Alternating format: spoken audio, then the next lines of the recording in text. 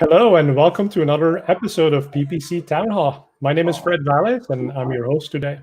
So we've got the great fortune of having two brand new panelists, both of them experts in the topic we're going to talk about today. So the topic of the day is going beyond ROAS when you have an e-commerce store and you're advertising it on PPC or doing digital marketing. So depending on what type of business you run, you may have different goals, cost per acquisition, return on ad spend. But what ends up being true is that those goals are really things that Google has put out there. These are Google metrics, and they often don't really correspond to the goals that you may have as a business. So what I always find funny and fascinating is that Google keeps talking about cost per click and click-through rate and cost per acquisition and ROAS.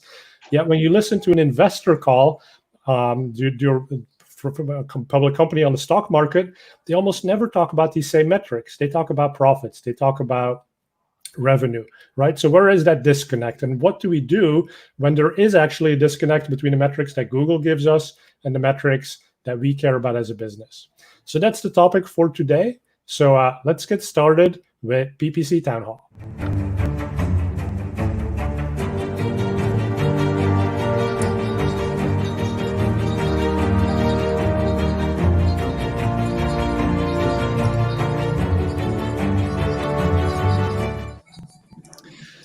All right, and our two experts for today. Welcome, Frederik. Welcome, Andreas. Hi, good to see you again, Fred. Yeah, I know. Usually we meet up at SMX Advanced in Seattle. So let me start introducing you, right? So Andreas Reiffen, so he's the founder and CEO of Crealytics. And Andreas, I really respect because I've seen many of his presentations at SMX Advanced. So that's like the smallest version of SMX that they do, but it's also where they bring in like the world's best experts. And not only is Andreas a speaker at that event, he's also one of the what they call mad scientists of PPC. So he gets to put on a white lab coat and share some of the crazy research he's been doing over the past year. And I've always really enjoyed the presentations that you've given and the insights that you bring about, how things like automated bidding are working, how you optimize for e-commerce. So Andreas, tell us a little bit about yourself. Where are you calling us from today? I'm in Berlin actually currently, and I missed out SMX Advanced, unfortunately, like all the different conferences. So I'm really glad to join here remotely. Yeah, and well, you didn't really miss out on it, right? Because it didn't actually happen. But I also understand you're stuck in Germany right now. I'm stuck in Germany, yes. I took a flight to Berlin where we are headquartered. I'm usually based out of New York. And I expected that the travel ban would be lifted, which didn't happen. And if you're not a US citizen and neither have a green card, there's no way back for you. So that's why I'm sitting here and waiting for change. And eventually I'm going to take a hack traveling to some other location, staying for 2 weeks there, 14 days, and then take a trip to the US, which might work or eventually not. Let's see. Okay, well, fingers crossed you come back soon. And it looks like you've been able to keep up with haircuts, although I assume clippers were involved. Actually, still my Corona cut, which was the best way to get over the crisis. But as hairdressers are open again, my hair's going to grow back to where it was. Nice. And then I want to bring in Frederik Boysen here. So Frederik, you run a company called Profit Metrics. We haven't really met in person yet, but I did have a talk with you a couple of weeks ago and really liked the topic that you brought up. And I thought it was very relevant to what we're doing here today. So, but you've been around in this industry a while too, right? So tell us about you. Yeah, I've been in the e-commerce industry for like 12 years. And I run a company called Profit Metrics, where we help e-commerce companies get some transparency in what they're actually making in profits after ad spend and after fixed cost, and enable them to get the real profit inside of the marketing channels so they can optimize and measure with the real profit. So how did you become so smart on this topic? Did something bad happen along the way? Yeah. I had a scale up, an e-commerce company where we scaled really, really fast, and top line was growing, and we were like everybody else using a target ROAS that we calculated, and that target ROAS. I had some customers, loyal customers coming in, taking bigger basket sizes, bringing up the average ROAS because they made more profit. So the ROAS target I used on Facebook and Google for new acquisitions was actually wrong. And I thought everything was good, made case studies with Facebook and Kissmetrics, and suddenly I realized that I was actually losing money. So I actually scaled into a bankruptcy and started all over, built the company up, built my own little tool, which became Profit Metrics, made an exit on this company when it went profitable, and went in and made this tool available for others. Well, I'm sorry about that, that you had to take the hard way to get there, but it looks like things are going well now. And by the way, I love the Scandinavian minimalist design that we have with your black background. Sorry, white on white on black. It's amazing. It looks great. Yeah. And Andreas, love your neon sign there that says Crealytics as well. So the folks watching, if you want to say hello to the panelists or ask questions, just put that in the chat box. In fact, if anyone wants to say where they're calling in from today, would love to see that and put it up on the screen. Andreas, tell us a bit about your story. So what was your intro there? We didn't really talk about this, right? You also had kind of like a rough path to get here to become the expert. So what happened, I was in a marketing lecture at university, and the professor had talked about Google AdWords, and it's so amazing. You can bid now on keywords, and you can position your ads on the first position. You generate a lot of traffic, but you might not be profitable, but you can bid down and just pay a little bit, and then you don't get traffic. So somewhere in between, there's this sweet spot. And then I started reading, and it was the times of these file sharing services, eMule and BitTorrent and all that stuff. So I scrolled around and came across a book which said, "Get rich in 30 days with affiliate arbitrage." So open up your Google AdWords account, sign up in the Amazon Partner Network, buy the traffic from Google, shift it over to Amazon, you're going to be rich. So I tried, and when all my pocket money was gone, I decided to apply for an internship, went to South Africa to a company called Clicks to Customers, and that's where I actually learned how to properly do it. And is that Vinnie Lingham's company? Sorry? Is that Vinnie Lingham's company? Exactly, Vinnie Lingham, yes. Oh my God, you have a Vinnie connection too. So Vinnie was actually my neighbor for many years. So after he moved from South Africa, for those of you who don't know him, so Vinnie was like one of the mega affiliates back in the day. He started a whole company in South Africa around it, and then eventually moved to the US. And when I lived in Palo Alto, he moved 2 blocks away from me. And then I moved to Los Altos, and then he moved as well to be 2 blocks away again. If you meet him, say hello. He knows me certainly. It was the early times, 2006. I went to South Africa, and actually interesting and very related to this topic here. Vinnie had a huge blog, really successful blog at that point of time, and I published an article saying rev share in affiliate is stupid. You should share profits because it's better for the search engine, better for the publisher, and better for the affiliate. And this really made it, I think, into the #1 blog post in 5 years or so. Yes. Research guys from Stanford and Harvard who commented on this because everybody was researching keyword auctions and all. It was the new kid on the block at that point of time. And this is how I got started. And I really got excited about the whole thing, and then founded Crealytics and continued with this profit-driven thinking, which is probably the same rationale as Frederik Boysen has in mind. Yeah. So yeah, let's shift into that topic, right? The profit-driven as opposed to the ROAS-driven. But you wrote this post here, it's a couple of years old now, but I guess it's kind of teeing up what we're talking about. The vicious cycle of ROAS targets is killing your business. So Frederik, I guess, was the exact story, right? It literally killed his business. It did. Yeah, and the problem is just with the ROAS that return on ad spend has become revenue on ad spend in e-commerce. It's not return. It's wrong to use it, in my opinion, the ROAS, because you cannot really see what you're making from revenue. Right, and that was always the interest. So I worked at Google, obviously, and I would run into like disagreements with Hal Varian, the chief economist, on what ROAS or how that was supposed to be defined.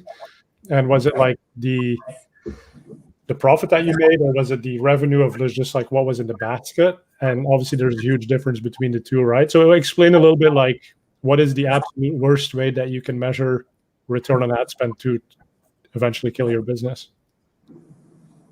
Me, sorry, yeah. But in general, it's just to use an average of all the different combinations with different margins on the product, discount codes, free shipping. To use an average there, you're like A/B testing on one side of it in your marketing platforms, and in the other end, you are using revenue and just using an average to calculate back if it's profitable. It actually don't make any sense, but it has just become the standard in e-commerce today. Right. And so I guess one thing that you started alluding to is the fact that you take averages, but you have different margins on different products. And that's sort of the underlying problem here, right? Is that if you look at return on ad spend and you look purely at the value that's in the basket, it could be a huge sale, there could be an item that's being returned, it could be something that you actually literally don't make a profit on. So yes, you've generated a sale, and it looks like perhaps that sale is within your return on ad spend target, but you haven't made any money for your business. Exactly. Andreas, how would you explain this one? Like, what's the fundamental problem? It's been a while that I published this article, but let me maybe briefly walk you through, and I can tell a brief story about it, how we experienced this. So Fred, or the two of you probably know this, usually start working with someone and ROAS is the target, and sometimes it feels like it is what it is and just continue doing this. If you then take a look, what truly happens is the following. There's finance, and they define the budgets and they set the targets. As they don't really fully understand performance advertising in detail, they have some profitability metrics, new customer acquisition targets in mind, but they give marketing, advertising a ROAS target. What then happens is that on the marketing side, you try to achieve exactly this target, and could be maximize revenue out of a given budget. So if you just do this blindly, you follow this target, what you tend to do is you tend to sell products which have low margins, products which have high return rates, and you tend to sell all this to your existing customers. Why is that usually the case? That's the case because there are smarter advertisers out there, and this is the cheapest traffic you can simply buy. And if you sell to existing customers, for example, incrementality is pretty low. And then what happens is you have this, let's say, 1 year cycle, and towards the end of that budgeting cycle, finance will analyze the numbers and they will realize, oh my God, we achieved our target, ROAS is fine, but for some reason we do not understand profitability is down. We had calculated with a higher new customer acquisition rate, we had calculated with higher margins and lower returns. And why is this wrong? So the problem here is not the marketing side. The problem is the target itself. Whenever you put out a ROAS target, you only can do the right thing if you have people who kind of move away from that pure target and do things which might make sense for the company, but actually make the numbers worse. And that's this is interesting too, right? So you're saying you have to have people doing the right thing. Like, what about automation? Does automation fail equally much? Does it work better or worse? Yeah, I think the only way to keep up a system which is based upon ROAS is that you start layering over hundreds of different rules. Product category A needs to have a ROAS of X. Product category B or geolocation B or whatever segment you want to take needs a different ROAS target because new customer acquisition rate is higher. And then you create this really difficult monster, and once people leave, it's just impossible to maintain. So right. You're saying, and just sorry to dumb this down a little bit, right? But you're saying for different geolocations, you have to put different rules in place, because you might find that in New York, you have higher net new customer acquisition versus maybe in San Francisco, which is more returning? I think, Fred, if I recall right, at that last SMX, so basically 1.5 years ago, a little bit more than a year ago, you said this, that it's hard to automate things fully, because you might not want to have the same target across all different geolocations. And you mentioned one example. If you know that in whatever, San Francisco, customers are way more loyal than in New York, you want to have a different ROAS target in place. And basically you can have 2 separate ROAS targets, or you work with a different data ingestion. So you could reflect in the numbers right away that that San Francisco is more profitable than New York. And then you operate on a true, whatever, lifetime ROI or something. So the question is, do we fix things through a multitude of different rules, or do we fix them through data in a generic way? Exactly, and I think what you're saying here is you have 2 places where you can fix the problem, right? So you either build this perfect conversion tracking attribution system that takes these things into account, or you fix it on the back end and you run like the generic ROAS, but you have all these conditions on it that kind of like tweak things along the way. Both of them are very complicated. And the difficulty I mostly see with that approach is that, let's take this example again. San Francisco, highly profitable customers. New York, not so profitable. It's just a random example for the sake of making my point. In this case, if you run it in an automated way and you aim for the same ROAS, you get the highest revenue, because you level the ROAS across these 2 locations. If you now have a smart guy sitting there who knows that San Francisco is much better, what would he do? He would lower the ROAS target in San Francisco to push harder, while he would increase the ROAS target in New York. So overall, his numbers would look worse than before, while he has made progress. And this is always very difficult to maintain on the long run if your progress is not reflected in your numbers. And it's a huge problem, right? And Frederik, I want to bring you in here, but so Michael, who's watching, is asking some really good questions here. So, I mean, it kind of starts with, how ready do you think the market is for not just looking at ROAS? And then I think the problem is, like Andreas is explaining, these are the metrics that the business tells us we need to go after. How do you explain to someone what we're doing here? I mean, it's hard to explain this between the 3 of us, because it's such a massively layered problem. Yeah, but in regards to Andreas, also like return rates, for example, he's coming from Germany. It's normal for like a clothing company to have like 30-40% returns in Germany, because they come from a past with post order catalogs where they buy big orders and then try the clothes on and send it back. Where in Denmark, it's maybe 15 to 20%. So there's 70 in fashion, Germany, many times percent. 70%. Wow, yeah. So that could be, but what I'm thinking is you need to calculate the real gross profit on every single order, and then send it into the channels. And then of course you need to do the attribution and look at the customer lifetime value. But on the first attribution, you need to work on profit. So what we do is we use it is actually return on ad spend, but we use POAS, profit on ad spend, just to make it it's profit. So we calculate all the orders, the profit on them with cost prices, shipping cost, and payment fees, and then we send it into the platform so you can make decisions that are transparent, and then you can make the decisions of what Andreas is saying with locations and stuff like that. But it's like a transparent KPI, where revenue is just in e-commerce. Yeah, it's too dangerous to work on. Right. So let's break the problem down into the 2 stages, right? So let's put better information, better data into the ad engine, first of all, so that we have better understanding of what's happening. And that, Frederik, that's what your company does, I believe, right? So tell us a bit about, how do you go about a project like this? How complicated is it? Whose buy-in do you need?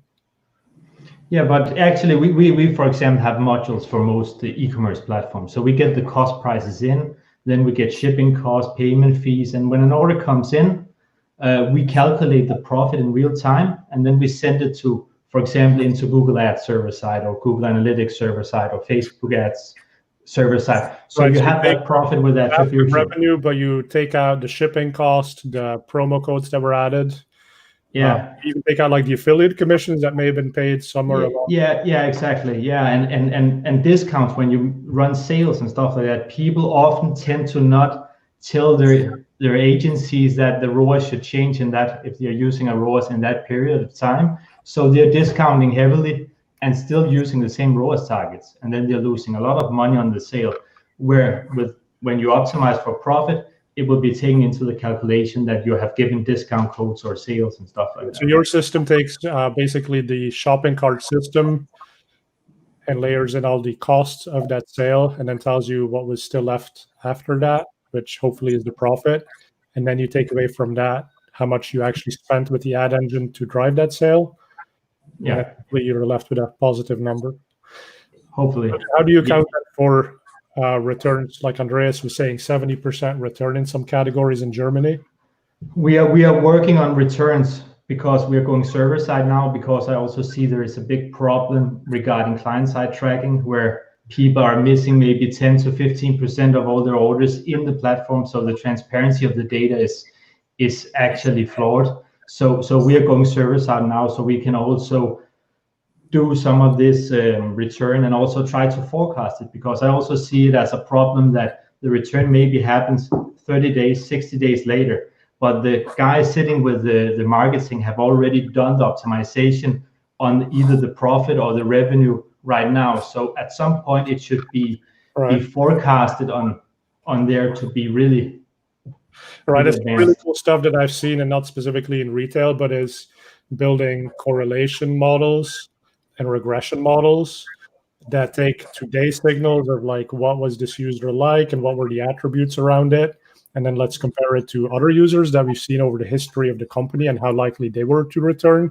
and how similar this customer is to those people likely to return. And so by that way, you don't have to wait 60 days for the return to happen, but you can make a prediction today and send that to the engine, so that even starting tomorrow, the ad engine is going to try to give you more of those types of customers that have the good signals, the good attributes.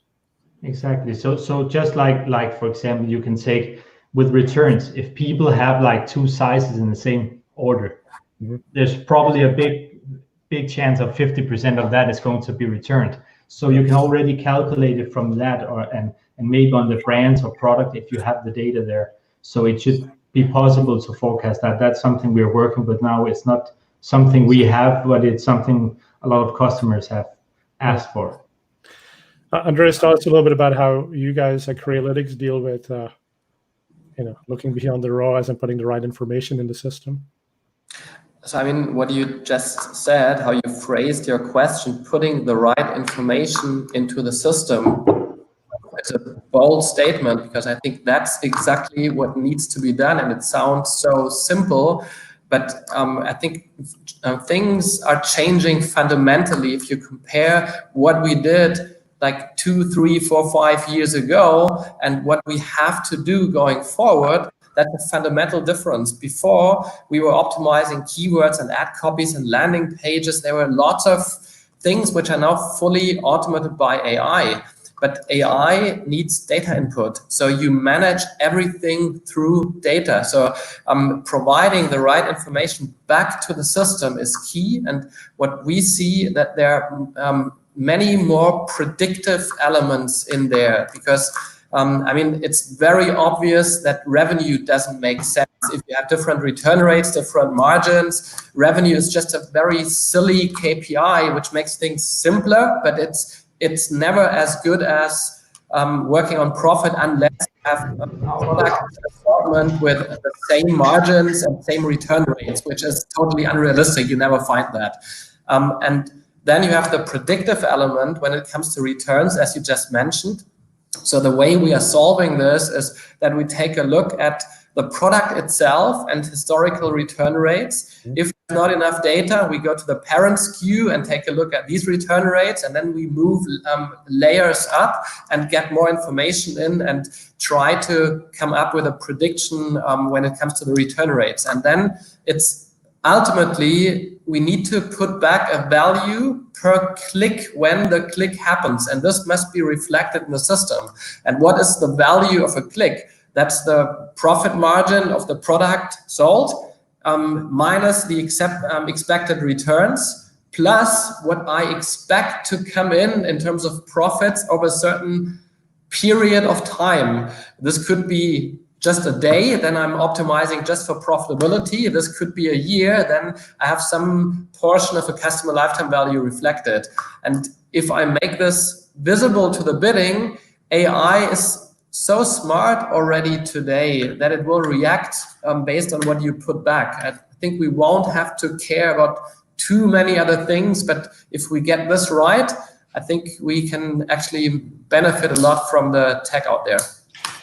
Yeah, and so that's a point that I see quite frequently is people use automation of some sort and then they complain that it doesn't work, but it's not that the AI was broken, it's that their source of truth for that business was not the actual source of truth.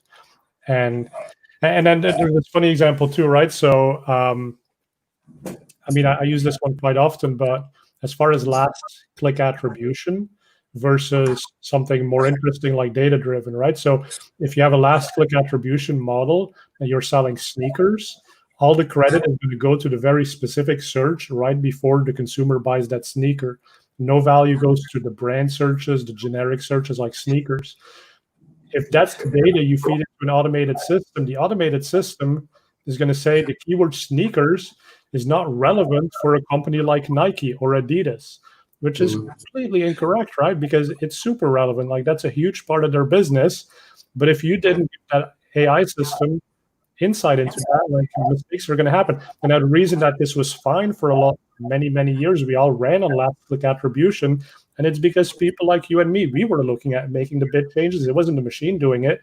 And we'd see the keyword sneakers and we'd see very low returns on it. And we'd be like, well, that's fine. That's probably like an upper funnel, early consumer journey keyword.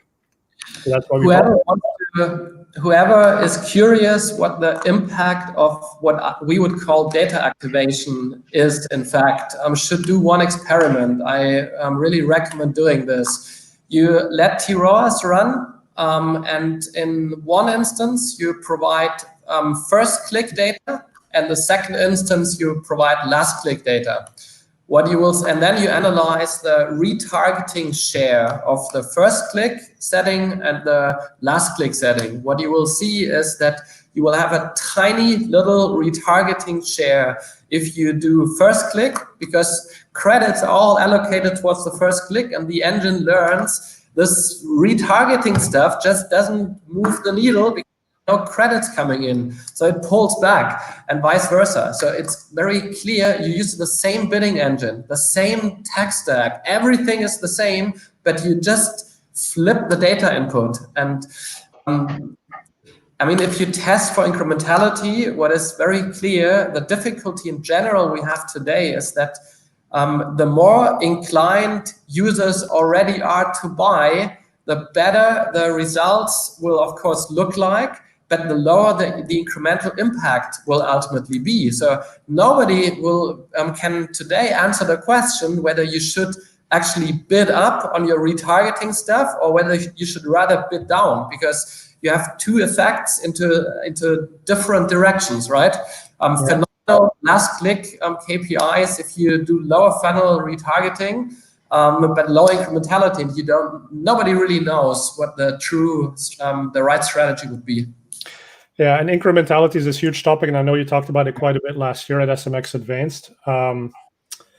And the problem, I think, is with automated campaigns like smart shopping campaigns, which are fully automated. A lot of customers use them. A lot of customers say the results look great, but the keyword here is they look great, right? But they can't look inside, like how much of this is being driven by retargeting versus, actually new customers. And that's the problem. Say again, Frederik? Yeah, branded searches. Often those smart branded searches, right? Don't take credit for that. Yeah, exactly. So how do you go to a customer and make them understand that, yeah, the numbers may look great, but you got to look deeper, right? Do you explain that a lot, or do you, like, what's the education portion here? Because it's so easy to gloss over the numbers and just kind of like take what Google is saying? How do you get people? Because what both of you are saying, these are complicated projects, right? But these are the right approach to doing things, but it's not the easy way, right? I personally believe that attribution is dead because it has just entirely failed. There are actually, I unfortunately don't have these articles at hand right now, but there's one about eBay, another about Topshop, and a third one about Adidas, and they all are along the same lines. Basically, they stopped advertising and they realized nothing happens. Nothing happens. It just continues business as usual, and they haven't lost anything, and they believed in phenomenal numbers. And ultimately, what attribution does, it assumes that advertising was responsible for the sale, and then it allocates the credits to the different clicks based on whatever time decay and whatever models you might find.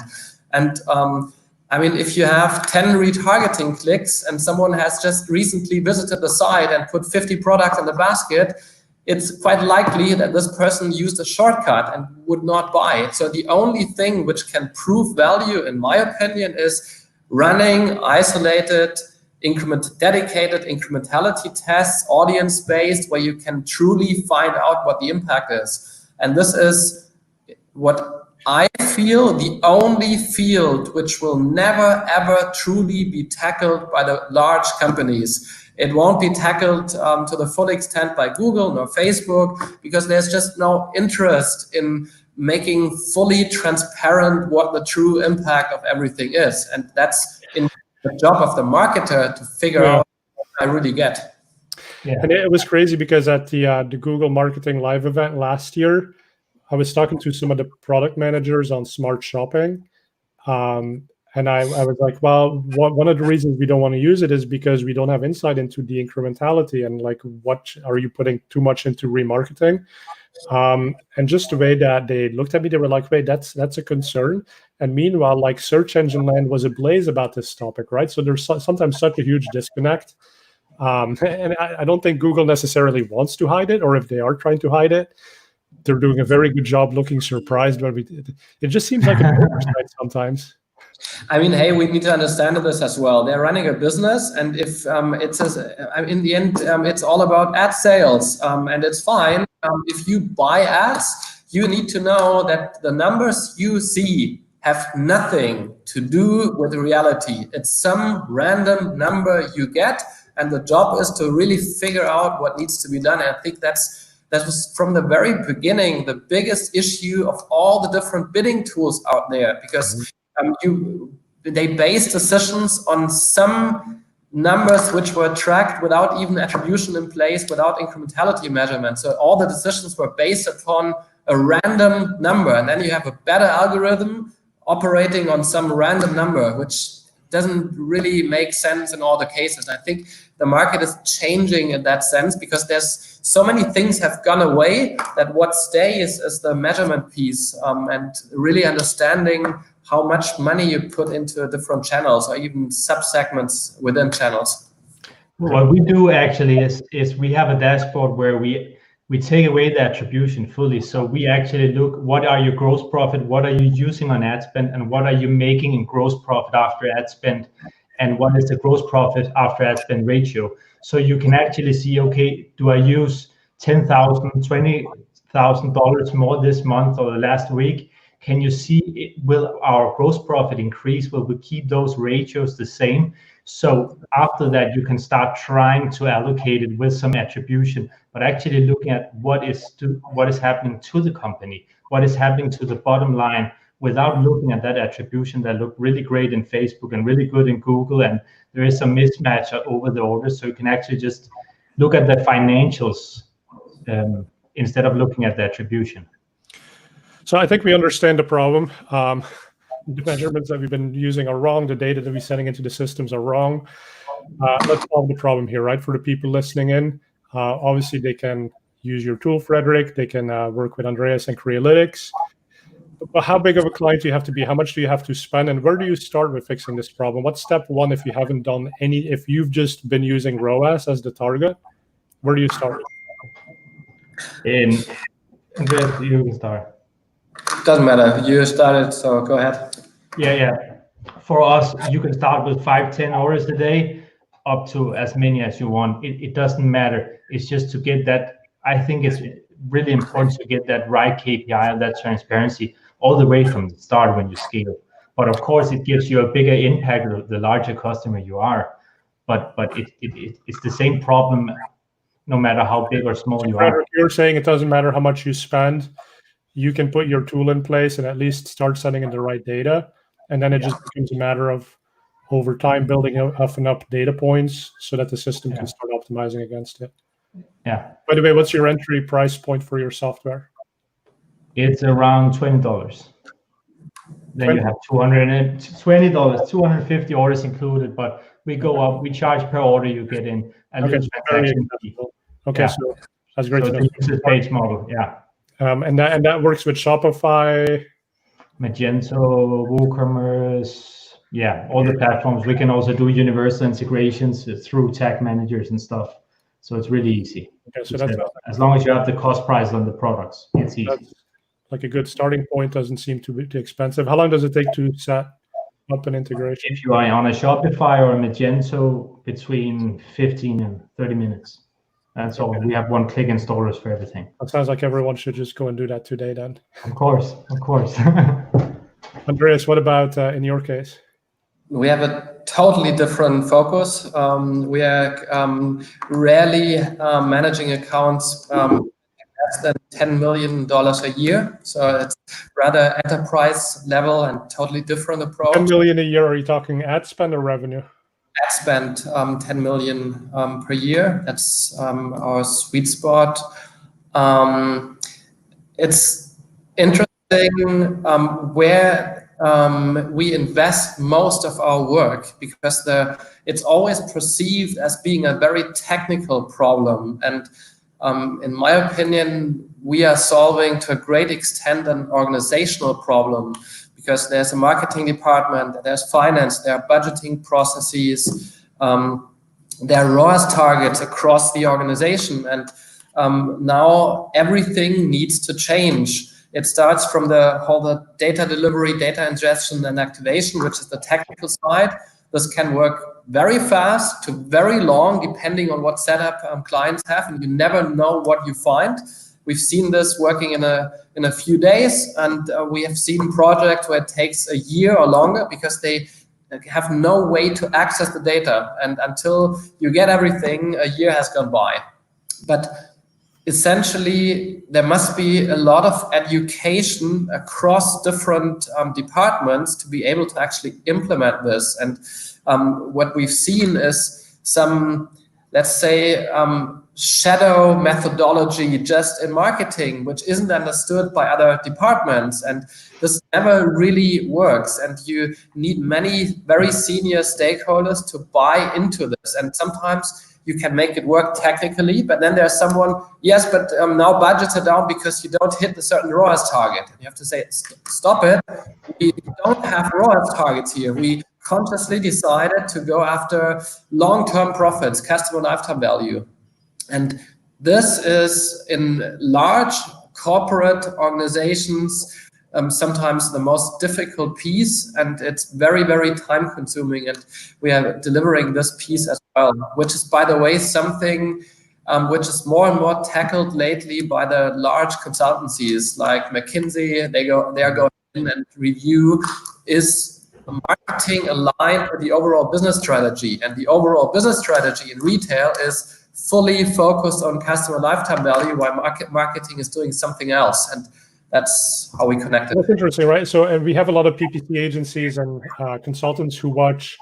So as more tools from Google are becoming automated, and bidding is automated, and targeting is automated, and ads are being put together on the fly based on the components that you have, and then you got the McKinseys coming in and helping people understand the bigger business problem. Like, how would you recommend someone shifts from being a PPC consultant, PPC agency, to being relevant, say, 3 years from now? I think it's the strategy part is important, because as I think we agreed upon initially, if the target is wrong, if there's a misalignment between the overall company strategy, what the business wants to accomplish, and the marketing side, that's a fundamental mistake. And no matter how good you are in your operational day-to-day work, you will never ever close that gap. I think having the strategic perspective is highly important. And the second piece is, I think it's gonna purely shift to measurement. The large publishers won't want to fully tackle this problem, even if they want it.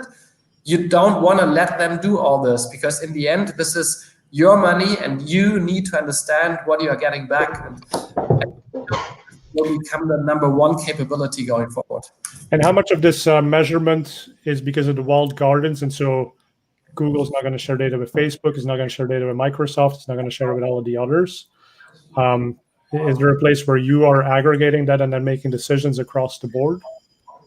I mean, in the end, there isn't any reason why you should operate just a single channel, right? Because what we are doing is we are, let's call it, assessing the business value of advertising clicks as they happen. And it doesn't matter whether this click happened on Facebook, on Instagram, on Google, or somewhere else. We just need to put that value back. And this is why I think you have this kind of whole layer of measurement which spans all the different channels, and then you ingest it into the different channels if possible. And there are, of course, massive limitations.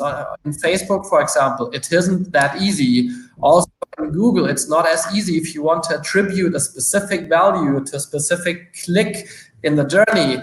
It's a question mark whether this is still going to work going forward. In smart shopping, no way. You just can't do that. So you lose control to a certain extent, but how do you get as close as possible? How can you kind of hack it? Because in the end, I mean, I think it's going to work through incrementality testing across all channels, and then measuring progress in terms of incremental impact.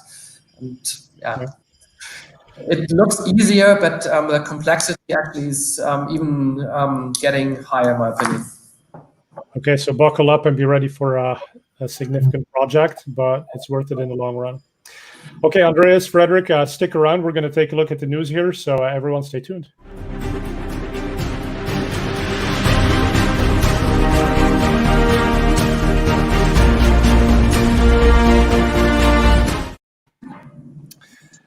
All right, how do you like that music there?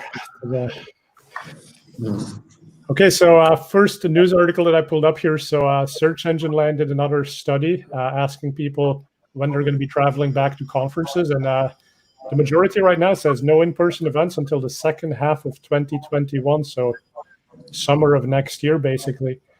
Now, Frederik, you're in Denmark. Everything's back to normal, right? Like, yeah, they're starting off in August and September.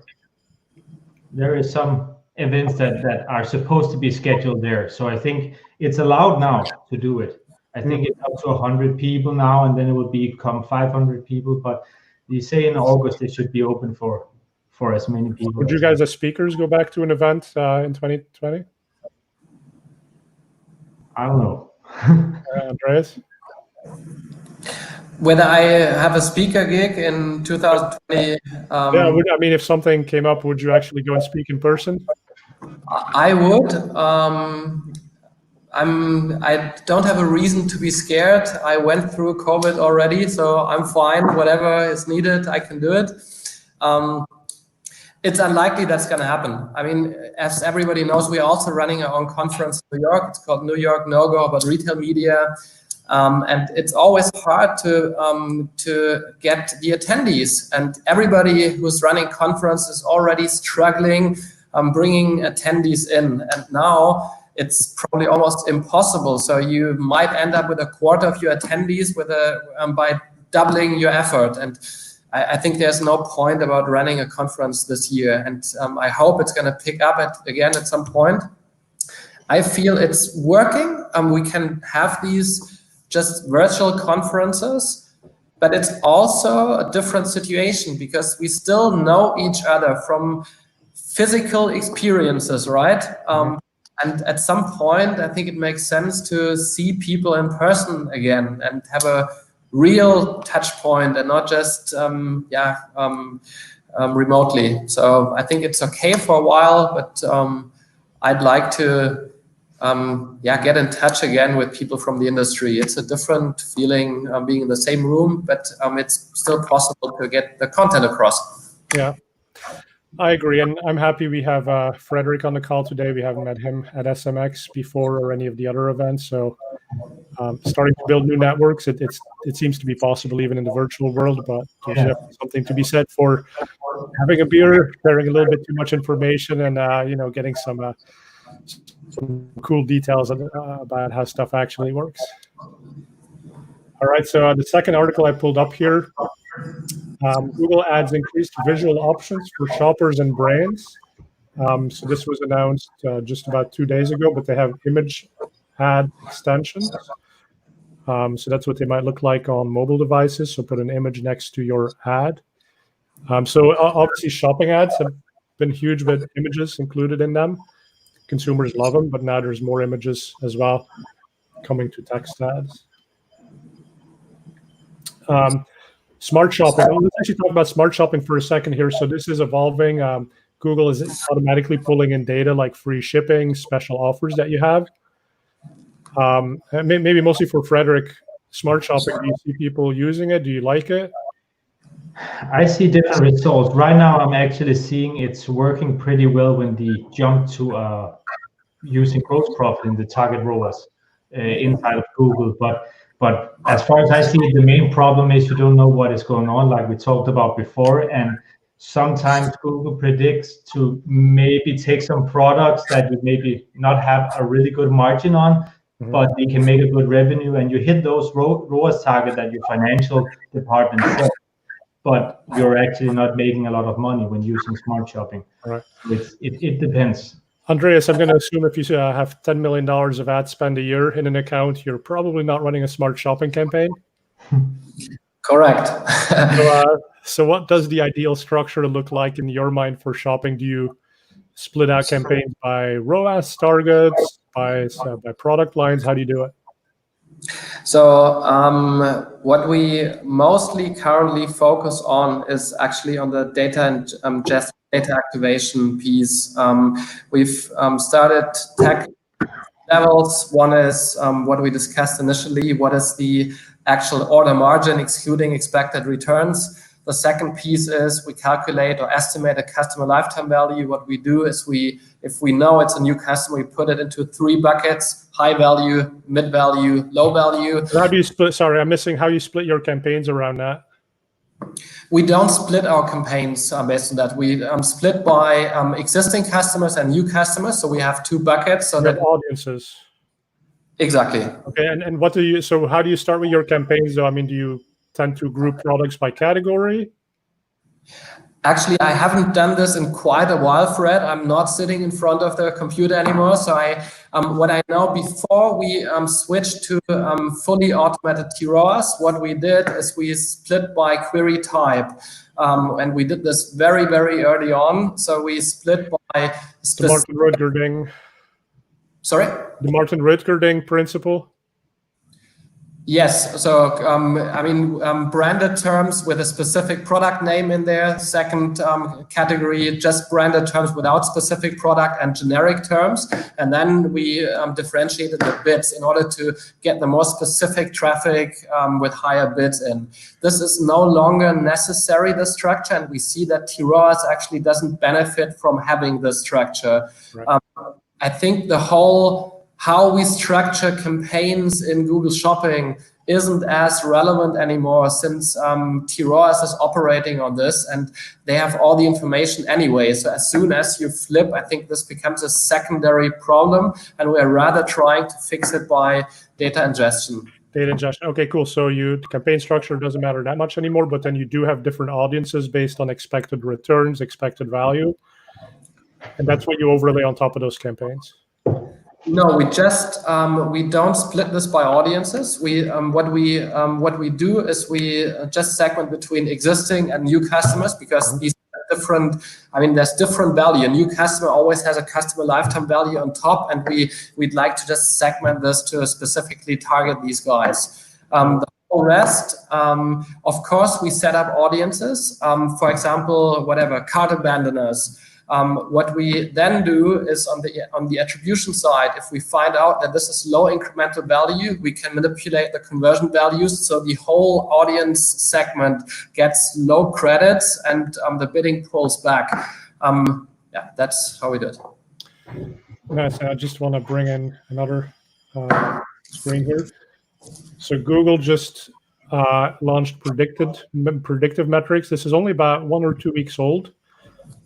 This is not showing any pretty screenshots, but we'll share it in the show notes.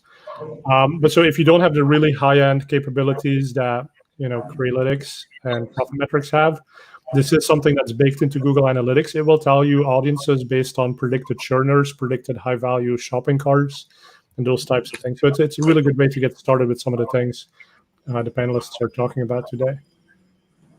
All right.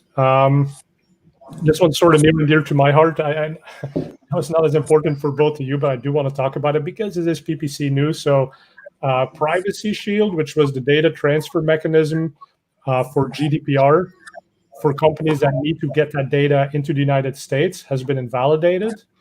So that's kind of a big deal. So any American company that works with European customers kind of has to revisit how they handle privacy-related issues. So that's something it's brand new. If you haven't heard about it, do take a look at it. It is important. User privacy is obviously only gaining more and more momentum. And this is changing some of the ways that we'll have to take care of making sure our users' data is safe and secure. Also in the news this week, Microsoft Advertising now gives you free stock images for audience ads. Now, Andreas, probably making different image assets or ad assets, not a big deal. You spend $10 million a year, but Google and Microsoft are all doing a great job for those smaller accounts that want to run video ads, that want to run image ads, making a lot more of those resources available at no additional cost to advertisers. And then let's see the last one. Google adds new features to responsive search ads. Have you guys used responsive search ads much? Oh. So responsive search ads are where you give Google different variations of headlines and description lines, and then they automatically put together the ad based on the machine learning and what it thinks is the best variation of the ad for that specific user in that specific scenario. They were restricted to static text plus dynamic keyword insertion. So ad customizers did not work, but now they do. So now you can automatically put in the location that the user is searching from in a dynamic ad, basically. You can put that in. You can also do a countdown timer. So if you have a special offer, a special sale that's going to last for a few days, you can actually put in the end date. So you can say only 6 hours left with our huge summer sale, and that can automatically be shown up. And that 6 hours obviously is going to change depending on how close we are to the end date of that sale. You guys have any thought on the impact of putting the promotion in the ad text, putting specific discounts, shipping offers? Like what's the most impactful thing that you can put in an ad to boost profits? I would say it's really hard to say upfront. I mean, I recall the old days of our affiliate text ad campaigns, and it varies based upon specific keywords. One can work better for one keyword, the other works better for the other keyword. I think it's just having the variation in there. So multiple variations Google can choose from, and then let Google just take the best one. That's the only thing you can do ultimately. We have an audience question here. I don't know who wants to take this one. And the text is getting a little bit jumbled, so I'll read it. But if you have a product where remarketing and repeat purchasers are an extremely small part of the sales mix, would smart shopping be a perfectly viable strategy? I think the problem with smart shopping is mostly that you don't know exactly where your traffic is coming from and whether this is prospecting or website visitor retargeting. And if it's heavy lowest funnel retargeting, the value is just really small. And if there's a heavy prospecting part in there, then it's fine. I mean, you could try running this with a first click setting where you don't incur the risk of getting too much retargeting in, but that's the lack of transparency we don't like about it, because I mean, it's apples and oranges, right? Whether you get or retargeting, and you get one KPI, which is not very telling if you don't know where it's coming from. All right, so we'll wrap up here. What's the big thing that I didn't talk about you guys think we should? Tell me one more thing before we sign off here. So, Frederik, how about we start with you? Yeah, I think we got through it. We got through everything, or most of it. I think it was really good talking about that attribution thing with Andreas, that it is getting harder and harder, and taking a step backwards and looking a little bit more at how the business is actually doing. That's also a way to figure out what to do with your budgets and not like overspend, because using smart shopping and stuff like that, you don't know how much is retargeting. So you could use a lot more spend that you actually was necessary to get those sales. What's I know it's hard to predict things in uncertain times, but what's your prediction of what's going to be the most important thing in 2021 for e-commerce advertisers? I think it's profit. Always profit, huh? Well, we all like profit. Yeah. Andreas, take us home here.